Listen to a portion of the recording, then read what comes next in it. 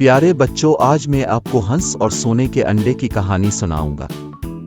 एक दफा का जिक्र है कि एक गांव में एक किसान रहता था जिसके पास सबसे ज्यादा हैरत अंगेज हंस था जिसका आप तसव्वुर कर सकते हैं। हर रोज जब वो घोंसले में जाता, हंस ने एक खूबसूरत, चमकदार, सुनहरी अंडा दिया होता था।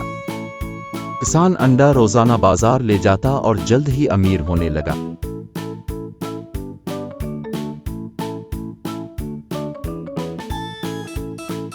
लेकिन ज्यादा देर नहीं गुजरी थी कि वो हंस से तंग हो गया, क्योंकि वो इसे हर रोज सिर्फ एक सुनहरी अंडा देती थी। वो इतनी तेजी से अमीर नहीं हो रहा था। फिर एक दिन जब वो अपने पैसे गिनकर फारिग हुआ तो उसके ज़हन में ख्याल आया कि वो हंस को मारकर उसे काटकर एक साथ सोने के सारे अंडे हासिल कर सकता है, और इसने हंस को मार दिया। लेकिन जब इसने हंस को मारा तो उसे एक भी सोने का अंडा नहीं मिला, और उसका कीमती हंस भी मर चुका था। जिनके पास बहुत कुछ है वो और ज्यादा चाहते हैं, और इस वजह से वो अपना सब कुछ खो देते हैं।